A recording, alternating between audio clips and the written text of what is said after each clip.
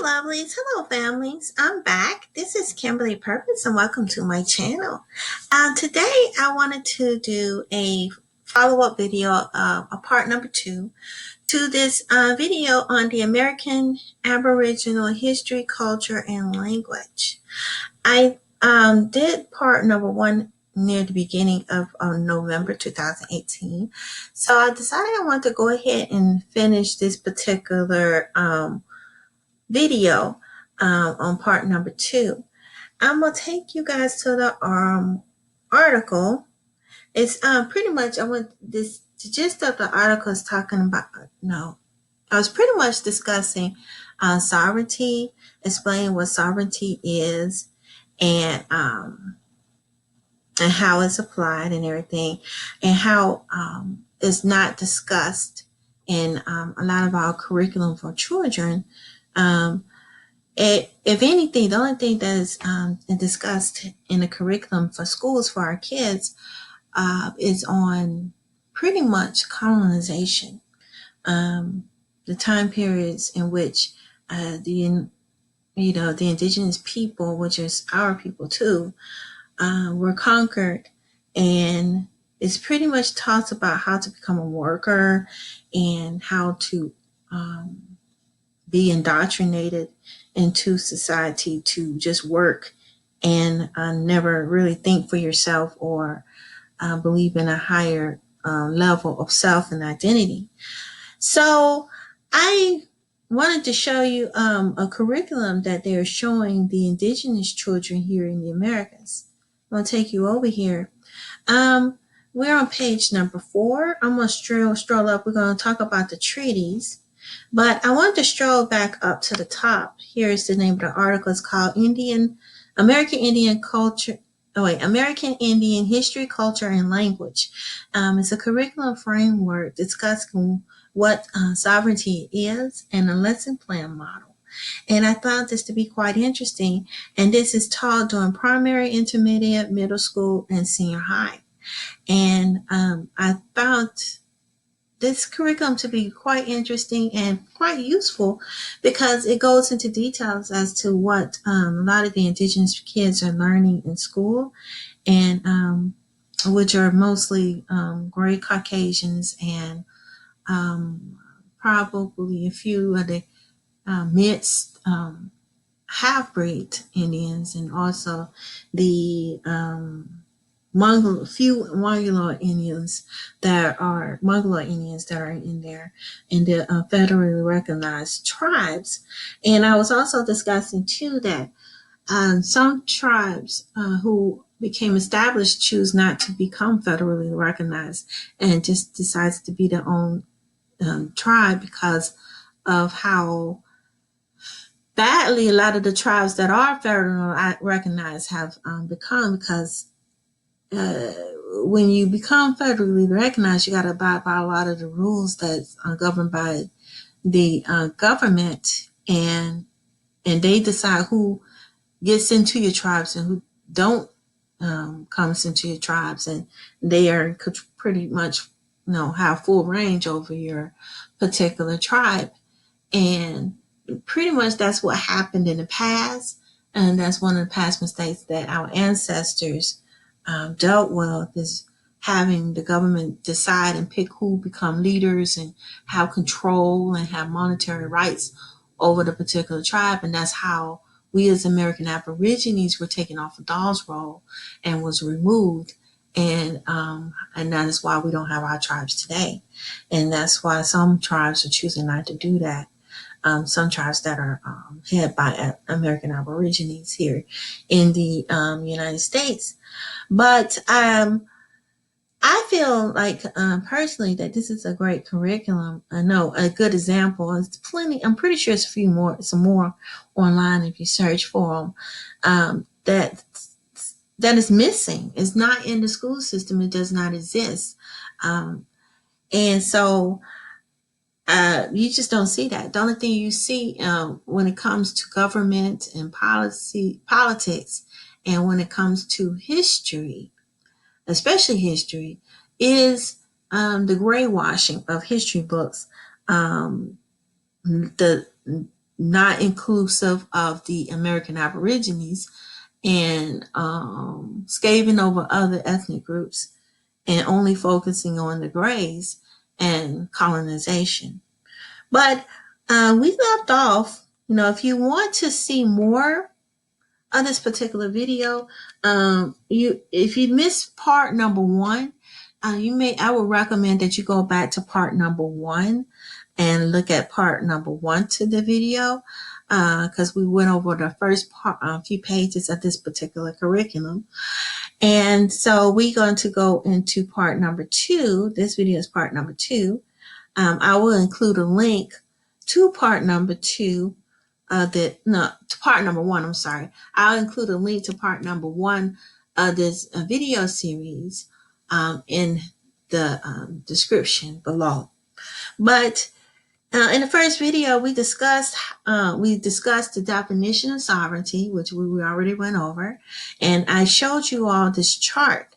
This chart gives you the gist of what sovereignty means, and it shows you a wider spectrum of how the government and how history played a role in developing sovereignty, and how it relates to today, and how how advanced it is, and how thorough, and how thoroughly it's laid out. I like this graph, and I explained this graph in the other video. I'm not going to discuss it in this video, but if you all want to hear how me explain this particular chart in this sovereignty curriculum, you can go to the first video.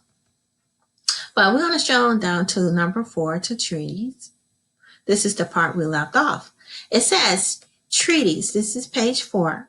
And all of the treaties and agreements which took place between American Indians and nations and the United States government, the tribes retained the rights to maintain their own governments. The rights have been upheld since the 1830s, when the federal courts affirmed a truly responsibility to the tribes. That responsibility includes the protection of the tribal rights and interests, particularly with the regard to tribal lands and resources. Federal Indian policy, however, follows an opposite course. In the treaties, American Indian tribes agreed to cede vast segments of their homelands in exchange for honoring their rights to retain small segments of the land for tribal members in common. The treaties include provisions which guarantee the tribe's government services in the areas of education, health, and technical assistance. Some of the treaties guarantee tribal members the right to hunt, fish, and gather resources in a customary manner on ceded lands. So it tells you exactly what happened. It doesn't go into detail as it pertains to the American Aborigines, but it does give you an overview exactly what took place.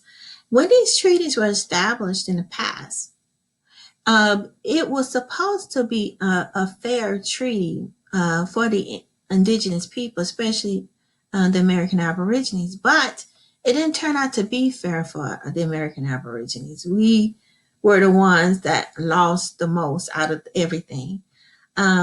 Instead of following these treaties, the federal government allowed gray Caucasians, Greys, to come in, the settlers who just came into the United States in the late 1800s and the early 1900s, who haven't been here very long, to come in and steal lands from the indigenous people. I did another video on Dawes Commission. Y'all may want to check that out.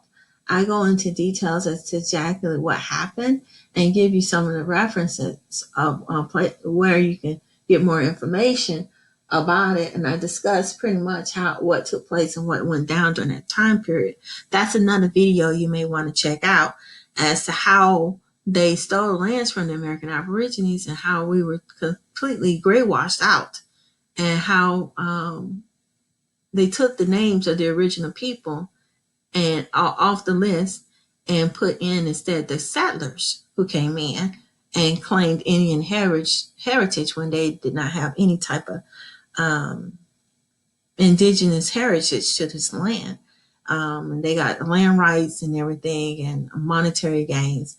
And the real indigenous people who are the American Aborigines did not get anything. And so these treaties greatly affect the tribe. Unfortunately, the government put probably what it appears, I'm going to go do some more research, but from what I'm reading and what it looks like to me, is that the government put in their own people, the people that they want to be over these tribes. And to me, it appears to be mostly gray Caucasians, grays, that took over these tribes, or half-breeds, but mostly grays. And because if you look over the government, the people who are over these tribes and overseeing them are nothing but gray Caucasians, grays. You're not going to see no American Aborigines over any of these tribes, because you're not. And you're not going to see them in a government level representing these tribes. All of them are ran and headed by grays. That's it. That's all you're going to see. They may try to claim indigenous heritage, but more than likely they're $5 Indians who are claiming to be indigenous just to get monetary gain and steal and pillage over the land. And that's what's taking place. And this is what's taught in the classroom. We don't even see this in the history books at all. But this is what they're teaching the indigenous, the so-called indigenous people, the grays, who are pretending to be Indians. They're learning this already in their classrooms, but we're not learning this at all, and this is something we need to know. All they're teaching our kids is to be workers and to work and never have a self-identity or and realizing that they have more power than they think they do. They can think for themselves, in other words, and create their own sovereign states or governments. But it says here, federal policies and practices. The federal government did not honor the treaties. Exactly. We just went over that. They did not honor any of these policies at all. They pretty much took the indigenous Aborigines off the list and put nothing but gray Caucasians in there, and maybe a few half-breeds and a few of the Mongoloids, and that was it. And that's it pretty much. And I'm starting to think that some of the Mongoloids, I think a lot of the people in the tribes are only gray Caucasians and half-breeds, and that's it. Maybe a few Mongoloids but I'm not sure if the Mongoloids were down here in the Southeast Woodlands, because according to when I see the original pictures and artwork, you see they were American Aborigines. But let's continue. Instead of the federal and state government pursued policies and passed laws, which led to erosion of the tribal political rights and the further confiscation of American Indian lands. Although the rights of tribes to govern their own nations have been affirmed by treaty, federal laws, executive orders, federal policy, and procedures have eroded the tribe's freedom to exercise the sovereign rights. Exactly. And these are, especially the ones that are federally recognized, they don't really, it's not ran by the original people. And you're not going to see the original people in these tribes at all. You're just not. And like I said, this curriculum tells the truth, but it gives the framework for it, but it doesn't go into detail.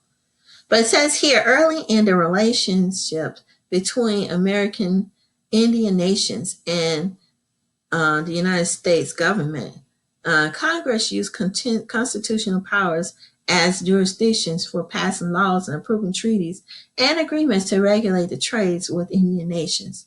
Later, Congress arbitrarily passed legislations which interfered with the internal affairs of Indian nations and assumed plenary powers over Indian nations. These actions attempt to exercise control over aspects of American lives. The United States courts have usually supported the plenary powers of Congress. And see, this is what happened. See, this is exactly this paragraph alone right here, you all, shows you exactly what happened.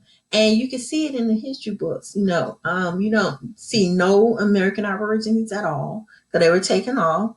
And because as the government took over, they want to put themselves in there. They put nothing but grays in there in these positions, and you see it in the pictures. And they washed the whole tribe and took over and making. And the reason why they did that is because if you look further back prior to the 1800s, 17 and 1800s, you'll realize that some of these Indian tribes were winning and beating them out. When they got here in the late 1400s to early 1500s, these tribes were whipping their tails from 1600 into the 1700s. So it's 250-year battle, and the Indians were beating them in a lot of these wars. And so that's what was taking place, and that's why they graywash history books, so they don't realize that the Grays were not winning at all. And they don't want us to go back to understanding how powerful we were as a group of people when we stood up for what we believed in and did was right for ourselves, as opposed to and following our belief systems and our culture and having an identity. That's why they purposely graywash the history books and everything to hide what actually took place. And these two paragraphs right here, these are excellent references. I need to jot this down as to exactly what took place. It doesn't include the American Aborigines. I'm not going to say that, but it just tells you though exactly what happened, and it coincides exactly with what happened with Dawes Commission. And if you go back and research some of the materials from the past and some of the books that were written about Dawes Commission, you'll see that all of this lines up and shows paint the pictures exactly what just took place. There was a hijacking that took place, a stealing the identity and the lands and the monetary rights of the indigenous people. And it says in 1970, the enactment of the first Indian Trade and Intercourse Act brought federal control over non-Indians on Indian land. The act was designed to control invasion of Indian land. This act and subsequent trade acts encouraged broader intrusions upon American Indian self-government. Exactly. And they did this because they fear that the Indians could come together and take over and fight back and regain the rights, because this technically is the American Aborigines land. Okay. And probably and also the natives, they came too. All of it, no, but mainly the American Aborigines are the Paleo Indians. They were here first. And so what better ways to kick them off the tribe, flood the media with false narratives and propaganda showing them from Africa when actuality we were already over here. If you keep people ignorant to the fact that they were indigenous here, you still have control of land that's not yours. And then put yourself there as Americans when going, well, you're not indigenous here. The pale faces, the pales, the grays were not here first. They were not here at all, actually. They are the immigrants that came over here. They stole this land and stole the identity and heritage of the true original people. It says here the loss of the Indian land based through the act of federal government has been enormous. Despite provisions of act authorizing the acquisition of land for American Indians, Congress did not appropriate money for the purpose of Indian land buyback. The Dawes Act 1887 allotted Indian lands that resulted in further loss of millions of acres. And see, these acts and these policies is what actually stripped the indigenous people of their lands. And the racist act too, all the racist biasness and bigotry that was taking place, they did not want them to have that, control over their land no more. But as more and more of us open our eyes and realize exactly what took place and realize that we are the indigenous people here, it will make a significant difference. And teaching and educating our future generation the truth can also make a difference, because we still believe that we came over here on boats and chains, which actually did not exist. And then we use logic and common sense, and you realize that they didn't have the technology to bring over 18 million people over like they claim. And then you realize too, they didn't have the technology or they weren't using advanced statistics and statistical software to keep up with how many people were here. You got to realize people were on horses, and they didn't go, and a lot of places were still not discovered yet. Or I wouldn't even say discovered. How can you discover something where it's already people here? They didn't discover anything. There were people already over here. So, you know, these are lands that were already had people here, but they did not know that they exist, or they were still haven't had a chance to go westward to see how many people. So they still, and then there are places, I'm pretty sure, wilderness and stuff that they still did not know. It's still no accurate record as to how many people were actually here. Especially if you don't have a way to actually get to every single location, place to place. And so I'm believing that more and more that a lot of these are just estimates or biased estimates by the colonizers, and of what people were. And it's just more you read and you research and you see that what actually happened. Just you realize that this cannot stay the same. It's going to have to be changed, because you know and our kids need to know this. Instead of being brainwashed and lied to strip them of their identity of these lies, and telling them that they are from Africa, a place that they didn't come from or originate from. We came from here. It just mind-boggling. Yes. But anyway, let's continue. It says assimilation policies follow the loss of land. Wow. See, the assimilation policy, the indoctrination, throwing people and forcing kids to go to school so they can brainwash them even further, went through indoctrination and eugenics.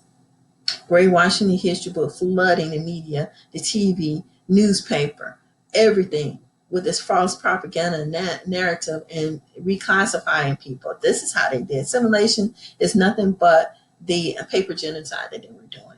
And, that's part of what was taking place, taking all the indigenous people's names and identity off and trying to strip them. That's why they changed us from Negro to another, to Black, to hide the fact, because Negro sort of it shows you that you're indigenous, because they was using Negroes even back in the 1400s to describe the indigenous people that were already over here.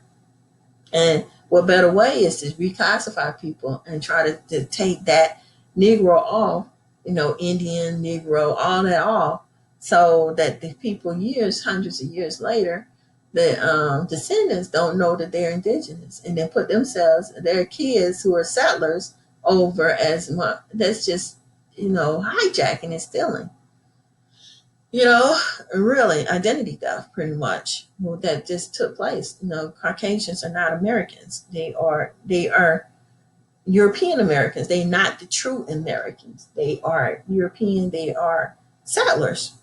The settler Americans. They're not the Aborigines here in the Americas, like they tried to perceive, show people, trying to make people believe, which is not true. And it says assimilation policy and all this assimilation policy sought to destroy tribal culture and assimilate American Indians as individuals into mainstream society. And while they were stripping us of our culture and identity, which they still do to this very day, every time we create anything, any kind of cultural change and anything, they'll put themselves and flood the media with their pasty faces all over everything. Like the cornrow hairstyle. It's called cornrows for us and box braids, but then they changed the name. Kardashian put something else down for her and claiming it as her own, pasting her face all over media. Then hundreds of years later, that's all you see is her face on everything because they flood the media with her face on everything instead of the true people who are the ones who created it in the first place. They're gonna not show as many pictures and movies and stuff with our of who actually originated. They're gonna put themselves there, and that's how the brainwashing takes place. You can see it now through the media, and that's what people get so upset about. Cultural appropriation and assimilation is because that's what happened, and I'm pretty sure that the indigenous people, that's what happened to them. And then 100 years later, you don't realize that they exist because of the brainwashing that's done through the media and print. If you flood the books with nothing but gray faces on there, if you flood the books with nothing but Caucasians on there, of course it's gonna look like they did everything when they didn't. They didn't do nothing but steal and stole the identity of others, and then reap the benefit and get monetary gains. And it's very disgusting. It's wrong. And then it says here the exercise of foreign sovereign powers by Indian nations had already eroded through legislation. The following methods were used. And then these are the methods they use right here to erode. Indian nations have already been eroded through legislation. And see, this is how they did it through legislation of reducing Indian powers. Is the political question doctrine, question decided by legislation or executive branch, not by the courts. The guardian war relation, trust, responsibility solely allowed Congress extraordinary power to take action to protect Indian nations. And really, the whole point of Congress is to take the powers away from the indigenous people and put it upon themselves. That's why you see the flooding of graves in these Indian tribes when they know good and well they're not supposed to be in there. And that's how it took place. They put themselves in there. Planetary, and then third one is planetary power of Congress. The courts has said that the power of Congress of Indian Affairs is plenary, full and complete. Congressional powers in Indian Affairs is mentioned in the United States Constitution. Congressional power in Indian Affairs is mentioned in U.S. Constitution. This is how they did it through the Constitution. They made Congress be over the tribe, and when the Congress got over the tribe, all they did was put themselves in there. And so the Indians that are in there today are nothing but gray Caucasoids, and that's why you see the pale Indians and maybe a few little half-breeds in there, and that's it. And the gray washing of the Indian tribes so they can have control, pretty much, because they knew that we were winning these wars. And they see us as a threat. And they want to sit here and steal the land and sit themselves on here as if it's theirs when it's not theirs. Technically, it's still the indigenous land. And by the way, the United States is a corporation. It's not really a country. It's a corporation that hijacked the lands from the indigenous people and reaping and stealing and pillaging the resources from it. That's something we also have to keep in mind. And it says the external control are requested by American Indian government, but often congressional actions have prompted by special interest groups who oppose the exercise of tribal sovereignty. Exactly. Special interest groups is nothing but gray Caucasians who want to keep it all to themselves and have themselves in there. And it says here from 1770 to 1870, Congress increased a role in Indian affairs from regulating trade with American Indians to control almost all facets of American Indian government. Treaty specifications were systematically reduced by subsequent act of Congress. And see, you've got nothing but gray people. Majority of people in Congress are grays, gray Caucasoids. I say about 80% of them are grays. And if there's nothing but grays in there, everything's going to be slanted in their favor. And anything that's for the indigenous people that are here, the American Aborigines, and the true Native Americans, which are, some of the Native Americans, which are Mongoloids, they don't have a say so either. So the government just came in here and just and took over, and as you see here, And like I said, this is something that the kids should be learning in their history books, not just colonization. That's the only thing they should they put that in there to brainwash the children to think that they don't have a history. And, and what I like about this, it tells you exactly what took place, so you can understand sovereignty and how it's important that kids understand that, you know, what actually took place. And it says here in 1770, Congress increased in roles in 1770 to 1870. Congress increased its role in Indian affairs from regulating trade with American Indians. See, they can't even get into the trades, selling goods and stuff and having control of their business like they could. And that's why you see poverty in a lot of these tribes you know, who are ran by the government. You know, and you don't have control of your own businesses and being able to trade and sell outside of your tribe like you want to and gain some ground and traction. This is what happens when you have them over your tribe. Treaties specifically systematic reduce the subsequent act of Congress. But anyway, let's skip on down and realize how long it is getting longer. And let's skip down. It says here, it talks about the red lace and separate distinct nation. Yeah, I'm gonna put a link there if y'all wanted to see that. Y'all can read on that. And then it says here, let's skip down to this last part. It says here, in the agreement of 1889 and the agreement of 1904, Red Lake ceded another 2,256,152 acres, and the Red Lake Nations were guaranteed that all benefits under existing treaties will not change. There are additional examples of treaty deliberations with other tribe nations. And see, they didn't agree to none of these treaties. And see, I think that's important too. I'm going to stop right here because there's still some more. It's talking about the need for historical accuracy and a few more things down here. We'll probably discuss this in another video because I'm getting long-winded. But that's what I'm noticing here in this curriculum. They go over all the treaties, and these are things that the kids need to know and educate themselves about. They need to know about the colonial laws that was imposed against the American Aborigines from an Aboriginal standpoint. They also need to understand all the treaties that were passed down throughout the centuries, and understand them thoroughly in these laws and policies and all this. This is stuff that they need to understand and know, and how it works. And there's another article that I wanted to discuss with you all too, and I wanted to do a video on, and we go over as well. And as we learn more and gain more insight as to what is actually taking place and what took place in the past and what is actually taking place now, and what are the plans in the future and what we can do to make things right and what we can do about it. Perhaps, and not perhaps, something that we definitely have to do something about. It's not something that we can continue to sweep on the rug because, the pile is getting huge. The rug can no longer cover, it's getting exposed.